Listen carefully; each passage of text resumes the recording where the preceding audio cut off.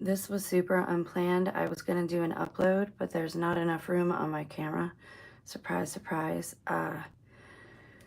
So listen, this is probably gonna make a few people leave and a few people angry, but I promised to tell you the truth all the time and to seek truth for my own personal conscience in these days, because I went through a period where I was deaf, dumb, and blind like an NPC.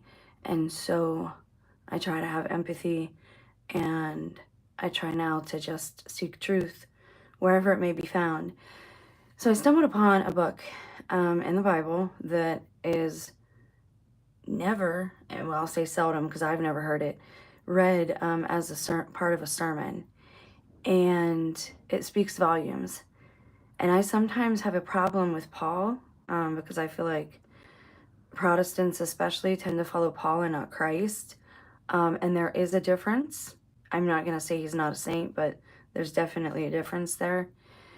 John was his cousin. He was the one calling out from the wilderness. He paved the way for the Messiah, much like you're seeing now. The way is being paved for the Antichrist. I found this book and it made me think of something immediately. And I had to go to my Catholic Bible and see if it was there, because I noticed it in the 1913, because it's smaller. I can hold it in my hand and just kind of thumb through it quicker. So when I saw it in there, I came over to my newer Catholic Bible to see if it was in there. Lo and behold, it is in there. But again, they rarely, if ever, do sermons on this. And now, even if it makes some people leave or point fingers and call me certain names, again, I promised to seek truth. And so that is what I'm going to do. I'm going to read this to you without giving you a framework for it. I'm not going to give you any preconceived notions before I read it. And if you missed the beginning of this video, you're going to want to go back after this, where I tell you why I'm reading this. But I'm not going to give you any preconceived notions. I'm just going to read this, and then I'll go to like the footnotes. You can always pause it to read it yourself. But it made me think of someone, and I want to say something right off the bat. First, on a personal note, I do believe that my family line is that of Judah, and I do believe the lost tribes are the Native Americans.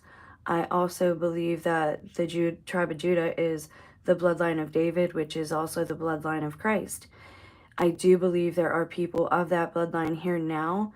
Now, before you make any assumptions, Christ had brothers and sisters from Mary, but he also had, possibly, we don't know, was he married? Was the wedding at Cana him and Mary Magdalene? And I know people are gonna point fingers and gasp and unsubscribe, but just bear with me for a minute. Hearing new information is not gonna make you melt. Now, I've looked into like the Gospel of Thomas and the Gospel of Mary and a little bit of the Sophia Pistis, and I do believe at times Christ was relating Mary Magdalene to Sophia. And I do believe there is some truth that can be pulled from all of these sources. And I do personally believe, you don't have to agree with me, but if your faith is strong enough, Christ came to fulfill the law, meaning he would not do anything that he did not ask of us first, right? He came to show us how to do this, how to walk this out, how to be a template.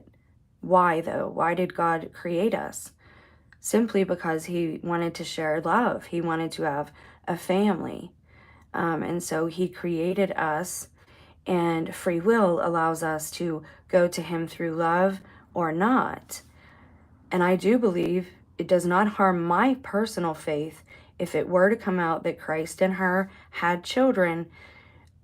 It wouldn't change my faith either way. And I'll give you my reasons. First, because he wanted a family. Everything down here is a reflection of the spirit up there, as above, so below. He has a spiritual family, right? He has the Trinity. And so he wanted that reflected in the physical form. And I don't think there's anything wrong with asking these questions. If these things come out in these times, will it change how you feel? Because they're trying to push people away from their faith. I don't think that it should either, because the second reason being, or the end of the first reason being, he would come here to be an example, set an example, and him having a family and being the head of the family, as he is also the head of the church, would just round that out. It would just fulfill everything.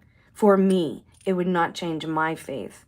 But you need to know, on a personal standpoint, I'm looking into this because my family comes from southern France, where Mary Magdalene and other apostles fled to, and where the church was born and flourished once it fled persecution. And that's where my family is from. I do believe that my father and my uncles, I believe we've all had these warfare problems in this life because we are of that bloodline. Understand, I'm not sharing this to puff myself up or to say this makes me great, because this would actually put me and other people in danger. But the whole point is to seek truth wherever it may be found. And no one ever reads this letter. And John is a closer apostle than Paul. Paul did not personally walk with Christ. John was his cousin. John took in Mary. After Christ died on the cross, he gave Mary to John, which kind of exemplified giving a part of the church to John. And so I'm going to read this epistle that they never talk about. And then tomorrow in a live stream, we're going to get into this material that is new to me. And it's not a Gnostic gospel. It's actually material. It's documentation. It's allegedly possible historical information about Mary Magdalene and what happened to her family as they put down roots in France. So anyway, here we go. This is the second epistle of John. And now it says right here, St. John is the ancient. He's his cousin. He is the apostle of this short letter. He's the author. Whether the elect lady, capitals, meaning it's an actual person, I believe, with a name. It's an important individual. How do I know it's not the church? Because at the end of days, Christ comes for his elect. The angels go and gather his elect. Elect is separate from church. It seems to be an individual entity almost. And again, it would not surprise me, especially because of like the Fibonacci, these echoes and parallels that we see over and over again. The 12 apostles, the 12 months, the constellations echo the people here on earth. So anyway, here we go. Whether the elect lady to whom he sent it is an individual person or a whole Christian community is not established. John recommends to her fraternal charity and avoidance of false teachers. His letter closes with the promise of a personal visit. Now, picture this in your mind, all right? It's like right now, the times that we're living in, they're trying to get information and letters through censors, through people and couriers who are definitely reading them and monitoring them and have them under surveillance for all intents and purposes. So they have to code everything. That's also what made me think this could possibly be a letter to Mary Magdalena. Now just follow for a minute. And again, you have to be kind of open-minded. I see I lost viewers, but it happens.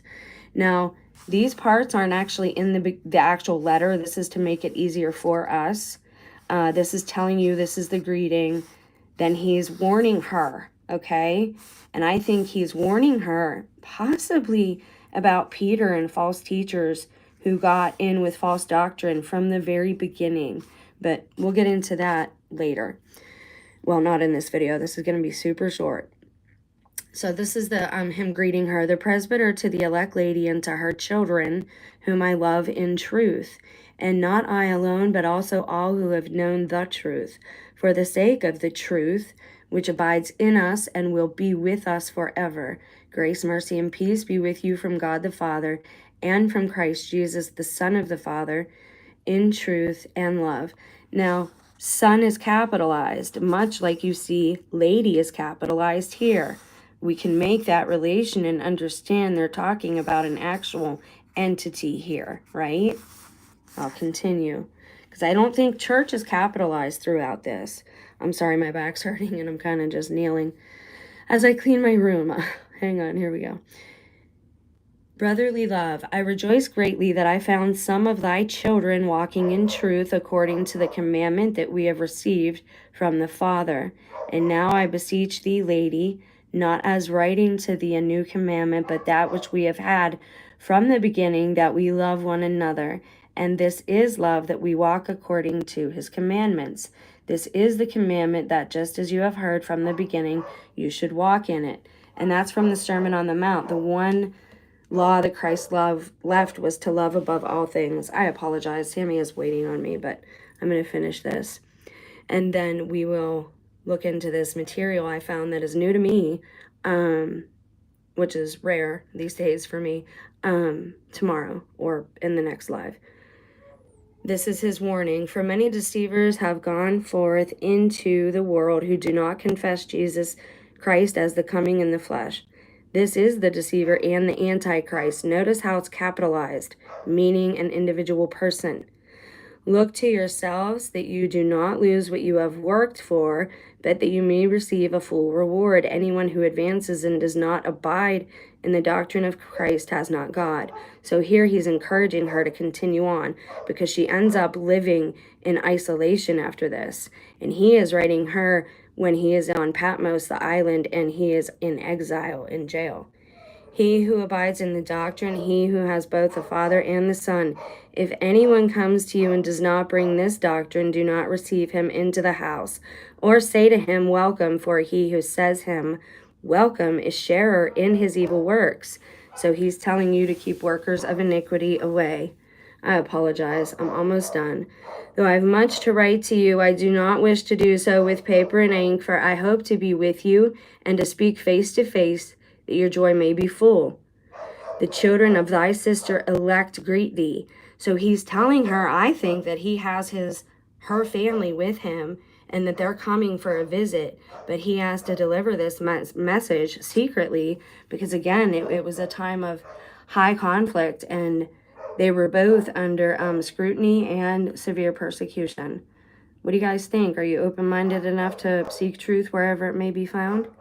Have a blessed day. We'll talk soon. Bye.